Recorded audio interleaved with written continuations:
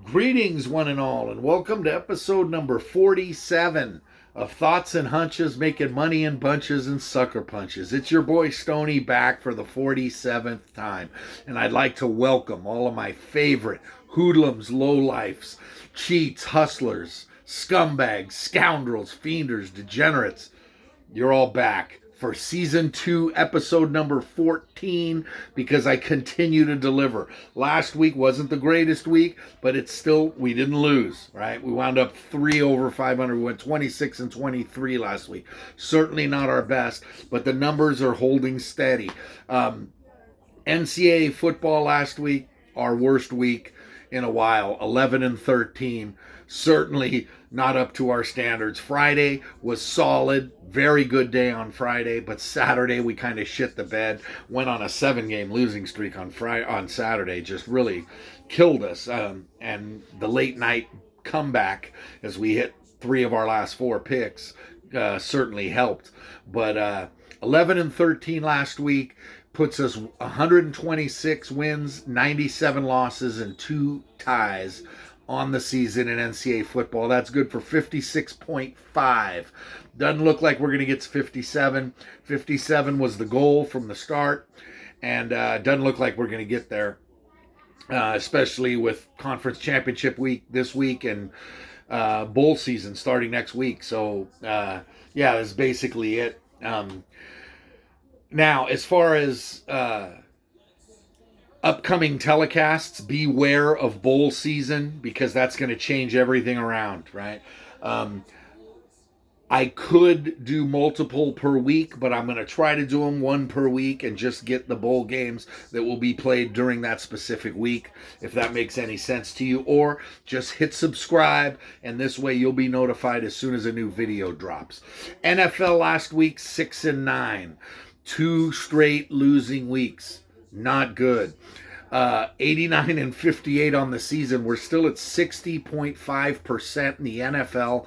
Just read an article yesterday saying that November was the worst month for NFL bettors in 15 years. The worst month. So everybody got killed. We didn't necessarily get killed. I was at 61.8 and I dropped down to 60.5 in the month. So that's certainly not terrible. But still at 60% on the season, I'll take it, as we are now in the second half of the NFL season. NCAA basketball last week. There was one day I gave you the picks. It was Friday, the day after Thanksgiving. How about 9 and 1? Yeah, you heard your boy tell you last week I gave you more dogs than the SPCA. 8 dogs, 2 favorites, 9 of them hit. How you like me now? 9 and 1. That saved our week, basically. 19 and 11 now in college hoops, 63.3 on the season. A lot more today. So that's 26 and 23 for the week. And overall on the season, 234 wins, 162 losses, and 2 ties. 58.5%. That's solid. That's right where we wanted to be at the end of the season. So with college football getting crazy, with bowl season, we got to try to navigate through the craziness, because nobody knew with college coaches and everything. Speaking of college coaches, here's my quick little tirade for the week. Oh, LSU. Oh, LSU. Let's start with Oklahoma, right? Last week, Lincoln Riley, right, took off, left Oklahoma and went to USC, which was a surprise. Most people had him pegged to go to LSU. He turned down LSU and turned down the SEC because Oklahoma will be in the SEC in a couple of years. He doesn't want any part of the SEC, so let's figure we can go out west and we can take some recruits with us, and we can recruit all the players from LA and turn USC into the badasses that they've been for all those years again. Hey, good for him, right? Brian Kelly and Notre Dame. When he decided to choose LSU and leave Notre Dame, it's simple. It's very simple. Notre Dame has standards, has academic standards in order to get into their school. LSU has no standards, right? Just like their fans, right? Their fans are morons, and anybody that thinks the Chinese bandits are just going to turn it around. Now, Brian Kelly is a very good coach. He wins. He's won everywhere he's been. and he's done a phenomenal job at Notre Dame resuscitating them from the Bob Davie, Tyrone Willingham, and all of those guys that had him for years before that. And he did very well, but he couldn't win the big one. He figures he'll have a better chance to win it at LSU because LSU has no standards. Like I said, hey, you only have a 7th grade education, but you run a 4.3. Fine, you can be our starting cornerback. That's great. That's awesome. Bring him down to the bayou. Then, of course, the big news today is everybody's talking about the mysterious accent that he mysteriously came up with on the flight from South Bend to Baton Rouge. And he came out at the LSU basketball game last night and was talking about his family and how great it was to be a Tiger. This is an Irish Catholic Boston guy who grew up talking like Jack Nicholson in The Departed. Now he sounds like a good old boy from the Deep South because he spent 2 days there. Unbelievable. Unbelievable. The Tigers, no Tigers. Chinese bandits, please. I laugh. Okay, as we move on, let's get going. We got a grand total of 39 plays this week. It's not as many as we had last week because college football has gone down. This is it. This is the last week of college football season before bowl games. Yes, there is the Army-Navy game, which I'll be all over next week. But yeah, here we go. All right. Conference championships begin tonight. You'll probably get this too late because I'm watching 2 games right now. I'm watching Western Kentucky right now is handling, UTSA right now is handling Western Kentucky, and that's good. I've got UTSA. I laid the 3.5, and I took the 3.5. UTSA was the smart play here. Yes, they're 11-0. They're undefeated, or they were 11-0 until they got blown out last week to North Texas. That was just a jarring loss, which, if anything, cost them maybe a chance to finish in the top 10 because they were as high as like 15th or 14th at 11-0.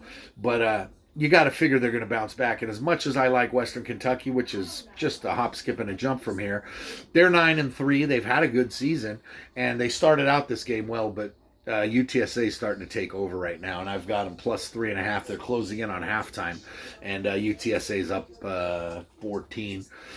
So anyway, UTSA is the play, and then the second game, which is the Pac-12 championship, which is going on right now. I've got Utah minus 2.5 against Oregon. That game's down in Las Vegas. Oregon's 10-2. They beat Ohio State way back in week 2, but then they had inexcusable losses to Stanford 2 months ago, and then 2 weeks ago when Utah just freaking dropped the boom on them. And even though they're trying for their 3rd straight Pac-12 title, which is possible if they pull this game off. Let me give a quick update on that game. Come on. We're looking at 7-0 Utah midway through the first quarter. So I've got Utah minus 2.5. Utah's 9-3. They have 3 losses to some pretty good schools: BYU, San Diego State, Oregon State. Their last conference title was back in 2008 when they were in the Mountain West Conference. They've never won a Pac-12 title. So I think they're going to win it tonight. I think they're going to take it. But there you go. There's my 2 picks that are going on right now. So here we go. Tomorrow, Saturday at noon, the MAC Championship, the Mid-American Conference. Let's get after some MACtion. Usually I avoid MACtion because every game's 55-49, right? They're just crazy games. Well, you got Northern Illinois and Kent State playing up in Detroit Lion Country at Ford Field. Kent State's 3.5-point favorites. Kent State's 7-5. They have losses to A&M, Iowa, and Maryland, which were good losses, and they did beat Northern Illinois in the regular season 52-47. Like I said, those games are just out of control, and they're trying for their second conference title. Northern Illinois, on the other hand, they're 8-4. They beat Georgia Tech back at the start of the season, and their losses were to Wyoming and Michigan, also 2 pretty good schools, right? But they had a bad loss in conference to Western Michigan, which was absolutely inexcusable. They were 0-6 last year, right, during the COVID shortened season, and this will be their first title since 14 when they were a powerhouse. But I got Northern Illinois. I like the 3.5. I'm going to take them against Kent State. Moving on, noon Eastern time, we move to the Big 12 down in Jerry's World in Arlington. Baylor and Oklahoma State. This should be a good one. 5th ranked Oklahoma State is a 5.5 point chalk against the 9th ranked Baylor Bears. Okie State is 11-1. Their only loss of the season was to Iowa State in October. Otherwise, they'd be firmly in the playoff hunt. Right now, they're still in the playoff hunt at number 5, and a lot of people are saying that they may leapfrog over Cincinnati if they win, if both schools win this weekend. That Oklahoma State has a better resume and that they might be able to leapfrog Cincinnati. That's neither here nor there. We just got to wait that one out. They won last week in Bedlam over Oklahoma, and they're looking for their first Big 12 title since 2012. On the other side, Baylor, they're 10-2. They've won 6 out of 7. They lost to Ohio State back in October, early October, and they won the title in 2013, and they were co-champs in 2014. Baylor's playing well. Oklahoma State's playing really well. Both teams right now, this has the makings of a good one. So I'm taking Baylor plus the 5.5. Not saying they're going to win. I do like Oklahoma State to win, but I'm going to try to middle it and take Baylor at plus 5.5. 5 p.m. tomorrow, Mountain West Conference Championship in Carson.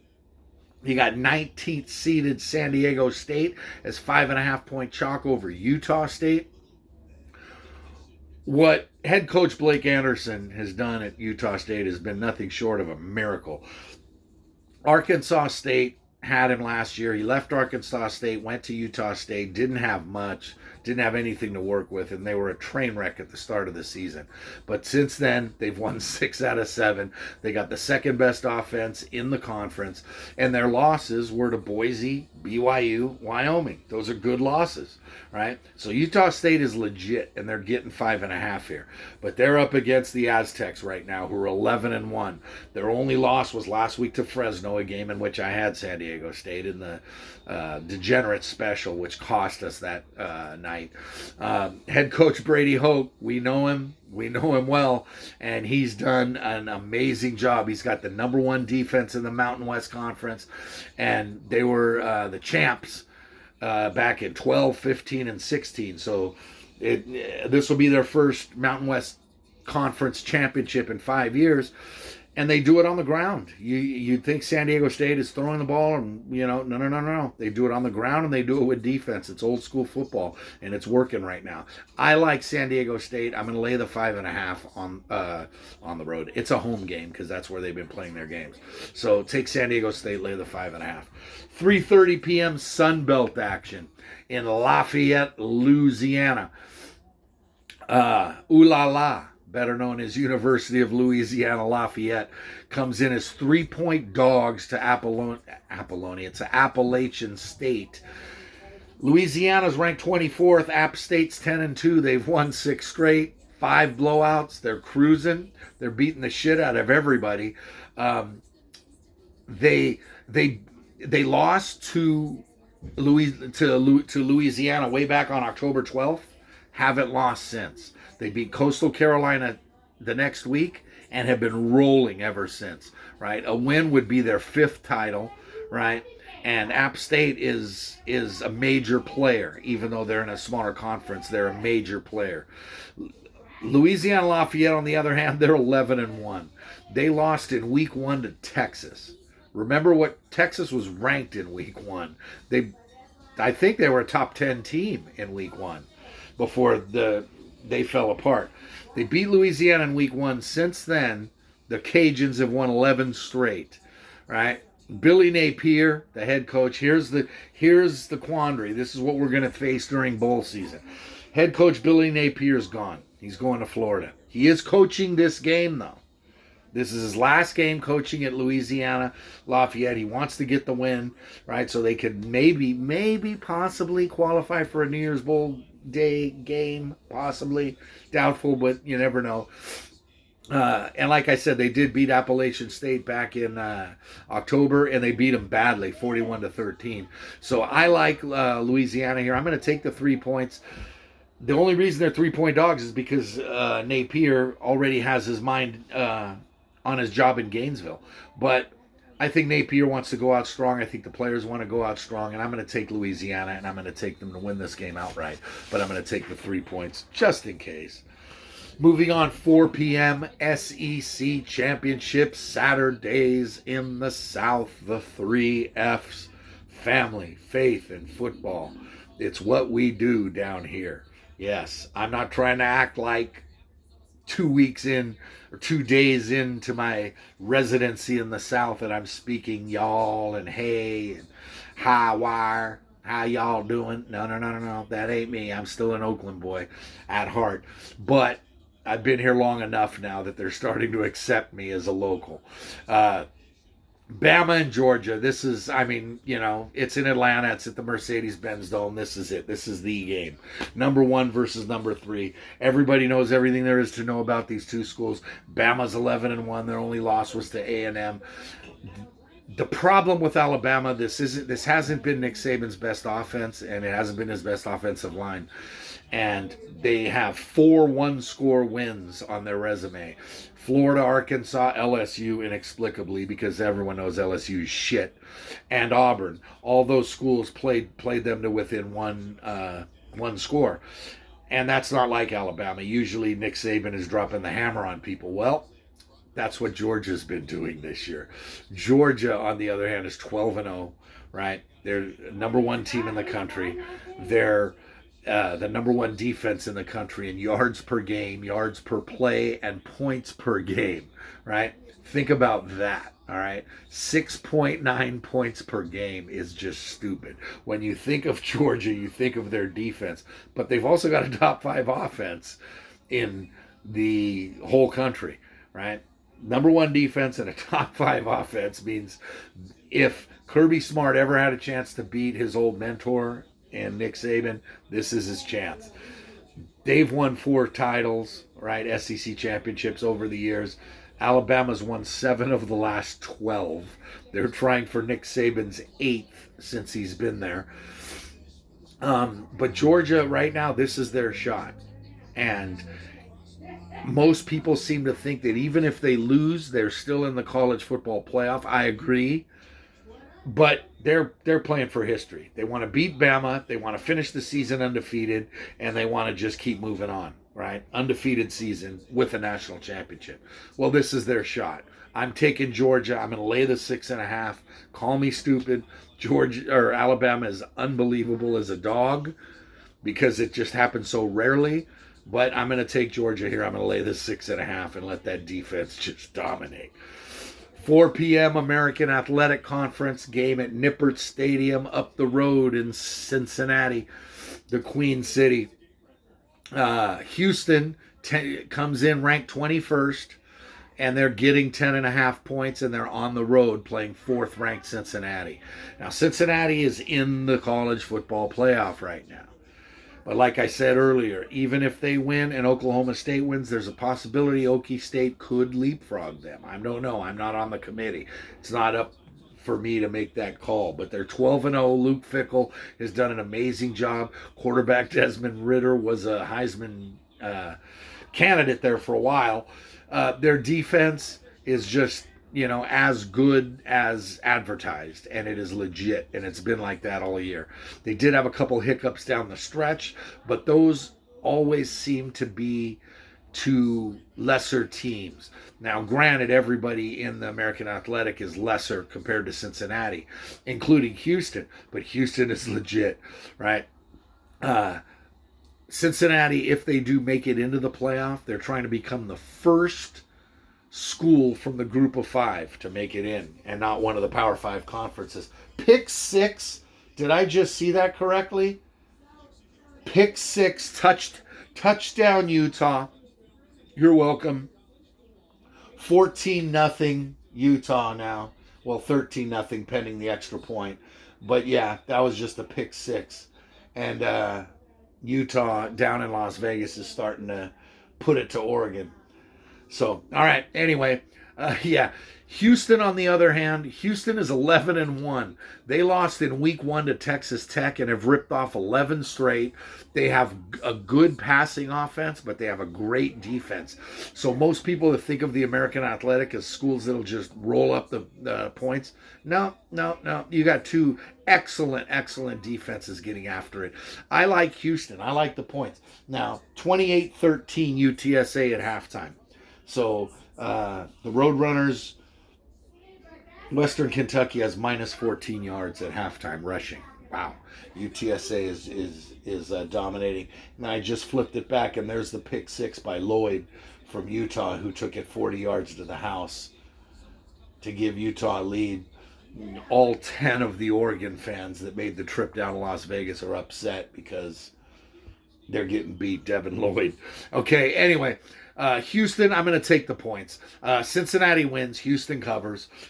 Cincinnati advances or stays undefeated. Finishes the majority of the season at 13-0, right?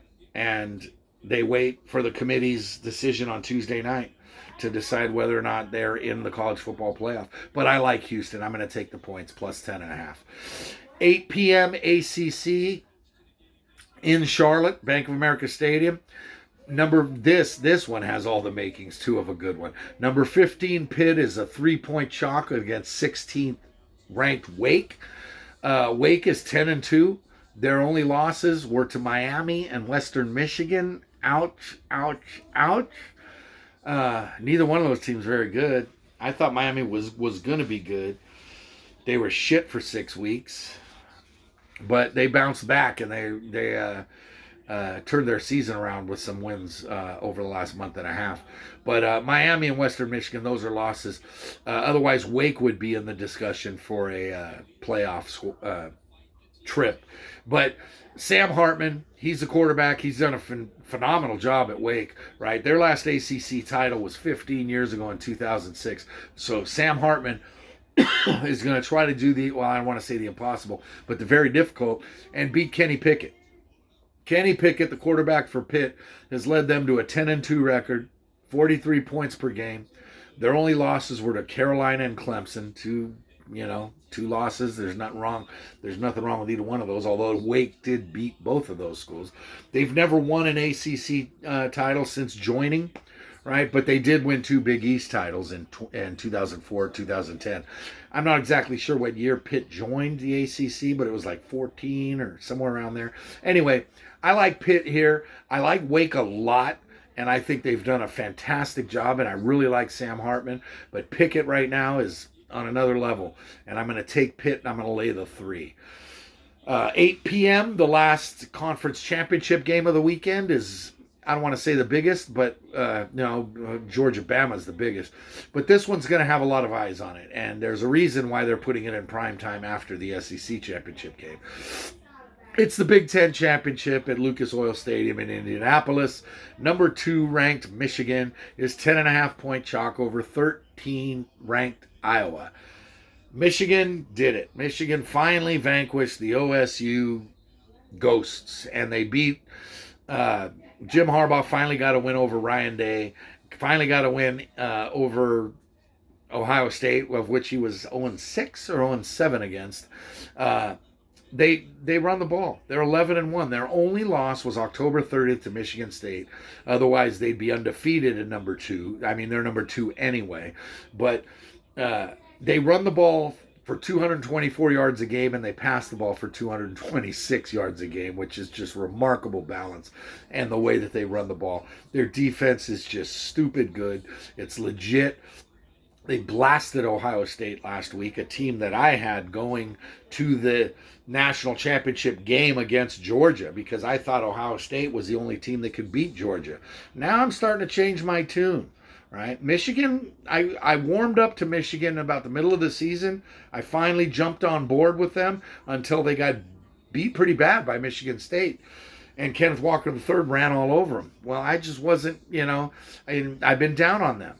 And here they are back again, dominating defense and running the ball. Iowa, on the other hand, they're 10-2, right? They were 8-0 or 7-0 and playing really well, vaulted them all the way up to number 2 in the rankings at one point. And then they lost to Purdue and then Wisconsin. Two fine losses. I mean, it's okay. They're not bad losses, but they're losses that Iowa. The problem with Iowa is that they don't run the ball very well and they don't throw the ball very well. Other than that, they're fine on offense, if that makes any sense. But they're going to have a hell of a time trying to navigate through Michigan. Now, Iowa's defense is up to the task to at least try to slow down Michigan a little bit. And if Iowa can cover this game, it's going to be like 20-10 or 20-13, somewhere around there, 17-9. A very, very low scoring game. That's the only way Iowa covers this number, but I don't see it. I'm taking Michigan. I'm laying the 10.5 and go Wolverines, period, right? There's the last pick of that. And finally, the degenerate special, as only the Pac-12 can screw things up. They're playing their conference championship game on a Friday night instead of Saturday.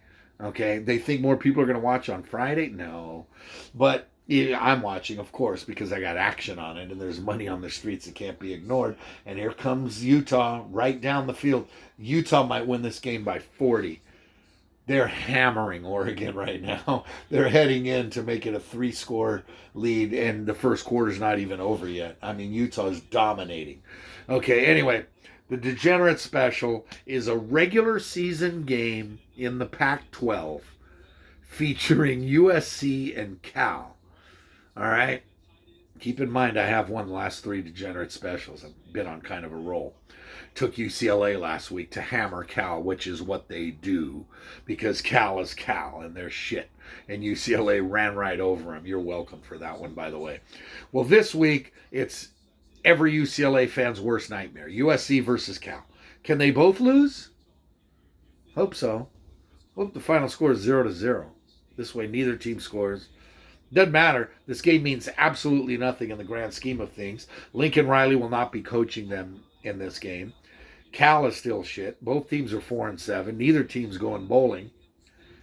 So it's 2 bad teams playing in a bad city like Berkeley. Berkeley, a mess. Anyway, no Lincoln Riley. Game played in Berkeley. 2 shit teams. I don't want either one of them to win, so I'm going to bet the under. I'm going to take 57.5 and go under, and I'm not even going to watch because I don't really care. But it is the degenerate special, and I've got to give it to you. So there's your 11th pick for NCAA football of the week. As we move on, NFL Sunday. All right, here we go. Time to pick up the pace and start firing. Detroit plus 7.5 against Minnesota. This game's played in Detroit. I like the Lions. They're coming off of a very well played game on Thanksgiving. They got a week and a half. Minnesota was beaten by SF last week. It's a must win for Minnesota. They're going to win the game. But Detroit's playing well. They're not winning games, but they're playing well and they're covering numbers. That's the most important thing. They covered for us on Thanksgiving. They're going to cover again Sunday. Take Detroit plus 7.5. Chicago plus 7.5 against Arizona. The Red Rocket or the Red Rifle, I'm not sure what they call him, but Andy Dalton is starting again for Chicago. He's the one that led Chicago down the field to beat Detroit on Thanksgiving Day. Didn't cover, but got the win. They're playing Arizona. Kyler Murray for the 4th straight week is up in the air, his status. They don't know if he's playing. I mean, what the hell's going on? How long is this, every week it's a game time decision? We don't know if he's playing or not, but I'm going to take the 7.5 because it's played in Chicago and it's not played in Arizona. Tampa Bay minus 10.5 at Atlanta. I'm going to take Tampa. I'm going to go against the grain here. That's a big number to lay, but Atlanta is shit. Even though it's in Atlanta and they're a reverse turf home dog, I don't give a shit. Tampa Bay knows these are the teams that they need to dispatch, just like they did last week. And it's just time to continue this streak and win as many games as you can to get yourself prepared for a playoff seeding. Tampa lay the 10.5. Indianapolis minus 10 at Houston. Exactly like I said above. Indianapolis is better. Houston is shit. Houston's at home. They're a reverse turf home dog. I don't give a shit. Indianapolis is better. Jonathan Taylor's going to run all over him. Indy, lay the 10. Jets in Philly. Philly -7 at the Jets. Once again, same thing. Philly's better. The Jets aren't. Philly played like dog shit last week. They know it. They're a much better team than that. They're going to bounce back strong, and the Jets are just the Jets.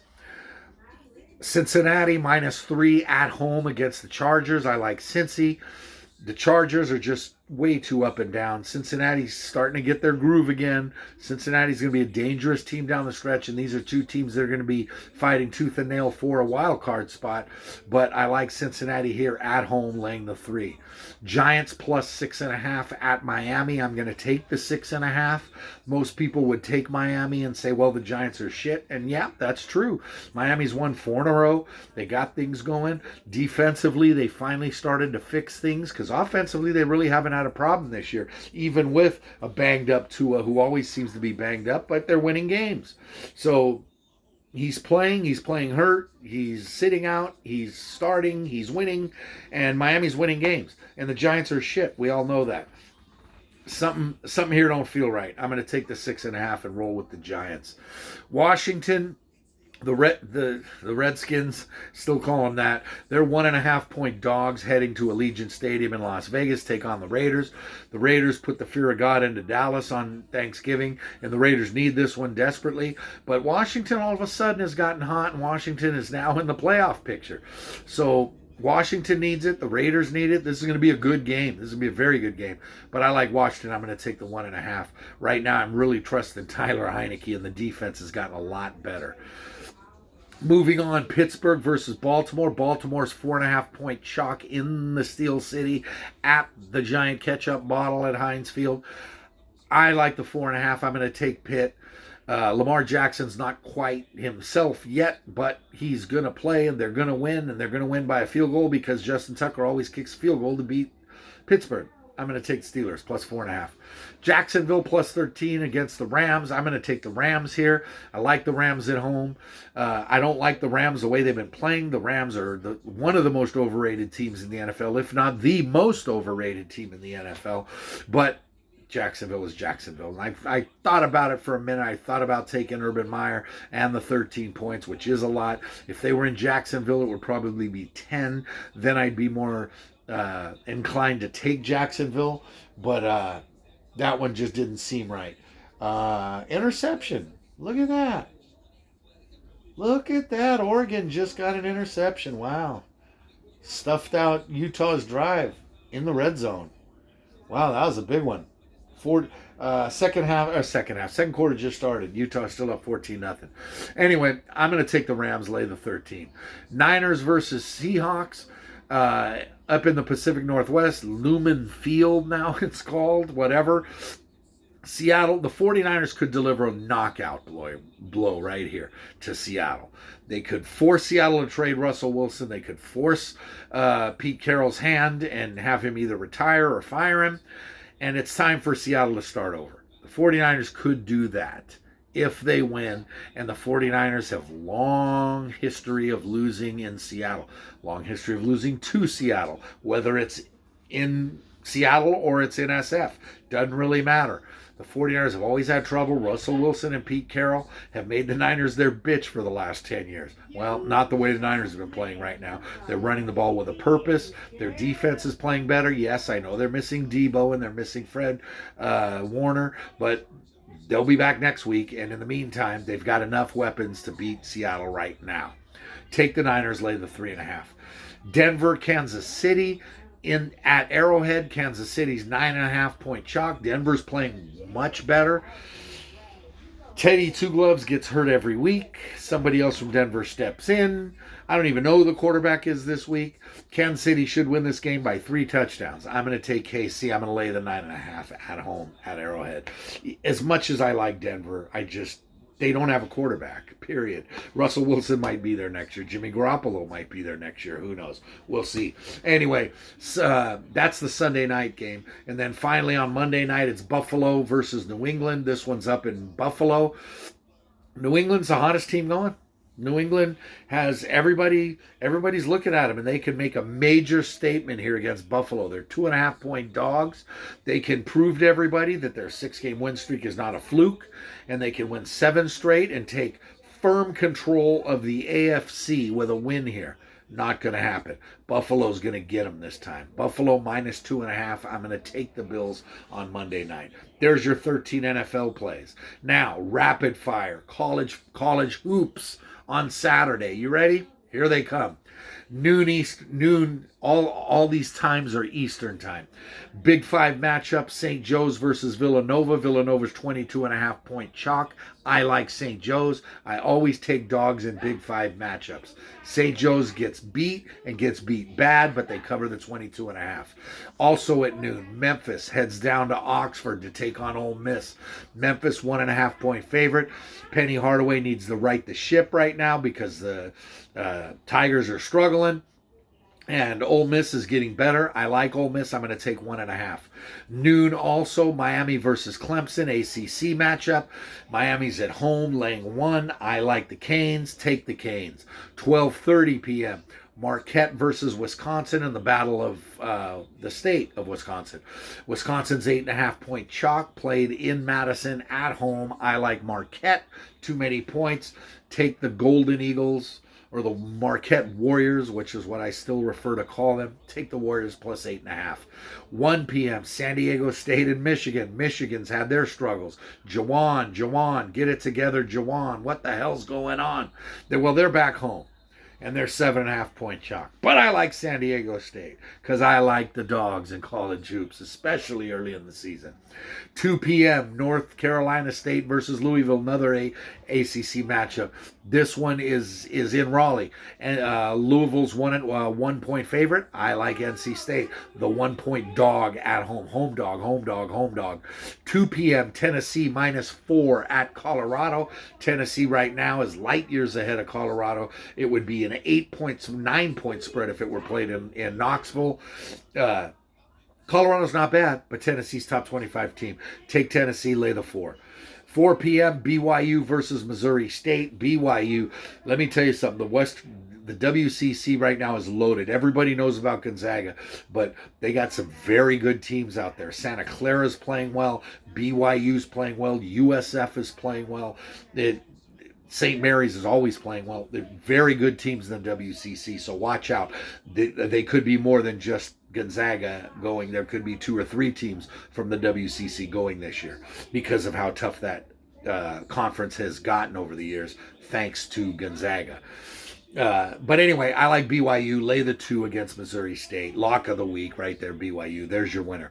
4 p.m., Syracuse at Florida State. More ACC action. Florida State, 7.5-point chalk at home in Tallahassee. I like Syracuse. Take the 7.5. Big number for Florida State to lay this early in the season in their ACC opener. I like the Cuse and the Orange Men to get it done. 4 p.m., Colorado State at home in Fort Collins, -3 against St. Mary's. I like Colorado State. I just told you I like St. Mary's in WCC. Not tomorrow. I like Colorado State. Take the Rams, -3. 6 p.m., Pac-12 action. USC heads up to North to Pullman and to take on Washington State. USC's only a 1-point favorite. Washington State's dangerous right now. They're playing very well and making the Pac-12 a very deep conference. But USC's one of the best teams in the conferences, along with UCLA and Arizona. Take USC, lay the 1 at Washington State. Breaks my heart to say that, but I like USC. 8 p.m. WCC matchup. 8 p.m. the Zags, Gonzaga at home. 7.5-point chalk against Alabama, who's got to travel cross country, and they have no idea what they're in for in the kennel. I like the Zags -7.5. I like Bama a lot, and they're going to make a lot of noise in the SEC this year. But the Zags are just too deep and too loaded right now. 9 p.m. Am I still going? Yeah, I am. 9 p.m. Creighton versus Iowa State. I like Creighton at home, laying the 4.5. 9 p.m. Southern Illinois -10.5 at home against Southern Miss. I like the Salukis -10.5. And finally, the last game of the week, 10 p.m. UNLV at USF. USF is 13-point chalk. Like I said, the WCC's loaded. UNLV's not very good, but I'm going to take the 13. Big number to lay for USF. So I'm going to take UNLV. There you go. 15 college hoops plays. 11 college football. 13 NFL plays. 15 college basketball plays. 39 total plays, all free. Get after it. Let's make some money this week. Remember, if you want to win big, you got to bet big, right? There's money on the streets that can't be ignored. To me, the action is the juice. And finally, good luck to you.